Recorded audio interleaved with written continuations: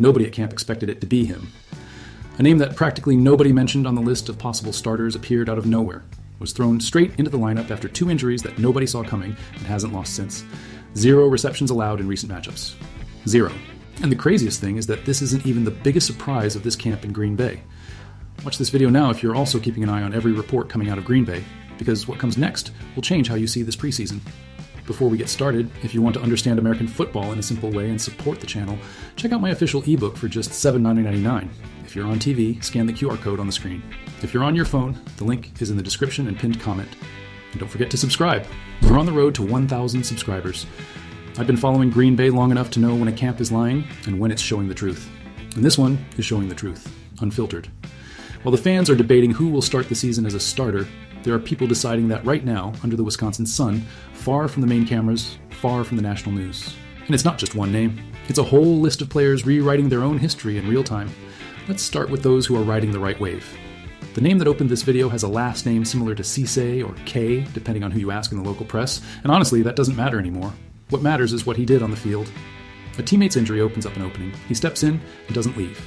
He worked with the starting lineup, was tested several times in individual perimeter duels, and simply didn't let anyone create any separation. That's rare. That's the kind of run that changes status from reserve to starter even before the first game of the regular season counts.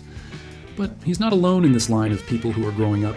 Jordan Morgan, at left tackle, is the kind of story that goes unnoticed if you're not really paying attention. And that's a compliment. On the offensive line, when nobody speaks negatively about him, it's because he's doing the dirty work well. Morgan has won every individual matchup against Lucas Van Ness, the same Van Ness that the Packers defense had been treating as a pressure weapon. This is a sign that the passer's protection has quietly gained another level of solidity while everyone else was looking the other way.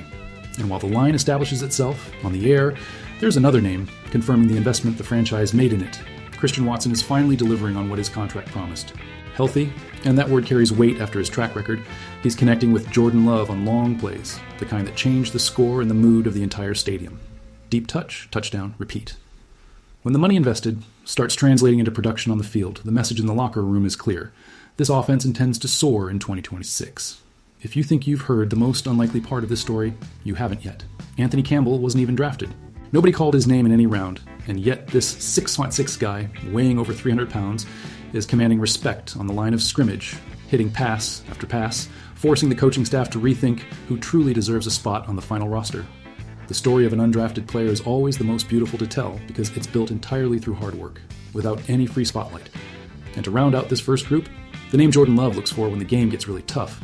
Matthew Golden has been the trusted target on third downs, in the moments that decide drives, that decide games.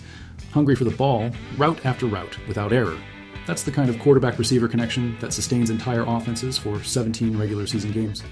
Before we get started, if you want to understand American football in a simple way and support the channel, check out my official ebook for just $7.99. If you're on TV, scan the QR code on the screen. If you're on your phone, the link is in the description and pinned comment. And don't forget to subscribe. We're on the road to 1,000 subscribers. 5 names are rising. But for every player gaining ground in this camp, another is losing it, and one of them involves news that's far more concerning than any position battle. Do you want me to continue to the next segment with who's losing ground in Green Bay now? Now comes the part that nobody likes to talk about, but that needs to be said, because this is what separates an informed fan from a fan who just cheers. Casey and Nixon is having a hard time, and that's not an exaggeration. In one-on-one matchups, he's allowing too much separation for receivers like Christian Watson and Jay. Michael Sturdivant, precisely the type of player I mentioned earlier whose production is improving. When the starting cornerback for both special teams and the secondary starts leaving space like that in the middle of camp, it sets off a silent alarm within the coaching staff. It's not panic, but it's the kind of signal nobody in Green Bay wants to see repeated when the game really matters. Subscribe to the channel now, because the next few weeks of training will determine half of the Packers' starting roster, and you won't want to miss any updates on that. In the race for the backup running back spot, there's a power struggle happening right under our noses. Chris Brooks started camp already sidelined with injuries unrelated to on-field contact, the kind of frustrating absence that takes a player out of the game precisely when he needs to perform. And while Brooks watched from the sidelines, someone took advantage of every second of that opportunity. Marshawn Lloyd. Remember that name if you don't already know him. Explosiveness, speed, total dominance of the competition for the RB2 position while his main competitor was recovering. In American football, opportunity doesn't knock twice in the same way, and Lloyd understood that too quickly for anyone to catch up.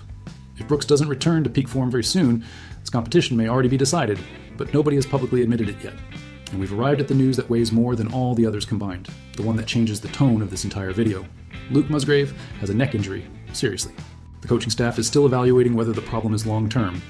And evaluating here is the word every Green Bay fan dreads hearing, because it means real uncertainty about whether he'll be able to play consistently this season, or even play at all. A neck injury isn't a statistic. It's not a competition for a starting position. It's a human being's health and the future of an entire career on hold. I confess, this kind of news completely changes the mood of any camp analysis. We're here celebrating who won an individual duel or who hit a pass, and suddenly we remember that behind each statistic there's a body, a family, a career that can change course in any given practice play. Green Bay enters the regular season with players improving their production. Cisse, Morgan, Watson, Campbell, Golden, building confidence within the locker room. But they also arrive with real open questions in the secondary with Nixon, a RB2 competition that may already have a silent winner in Lloyd, and a shadow of uncertainty hanging over Musgrave that only time, tests, and the coming weeks will answer. This is how Titletown is built, not only on autumn Sundays under the snow of Lambeau Field, but on those warm, unseen preseason days, where entire reputations are born or die far from the cameras. Turn on notifications now, because the moment any medical update on Musgrave comes out, or any real developments in the RB2 match, this channel will bring it to you before anywhere else. Has Marshawn Lloyd already secured the RB2 spot even before the first roster cut? Or does Chris Brooks still have what it takes to turn things around when he returns healthy? Before we get started, if you want to understand American football in a simple way and support the channel, check out my official ebook for just $7.99. If you're on TV, scan the QR code on the screen. If you're on your phone, the link is in the description and pinned comment. And don't forget to subscribe. We're on the road to 1,000 subscribers.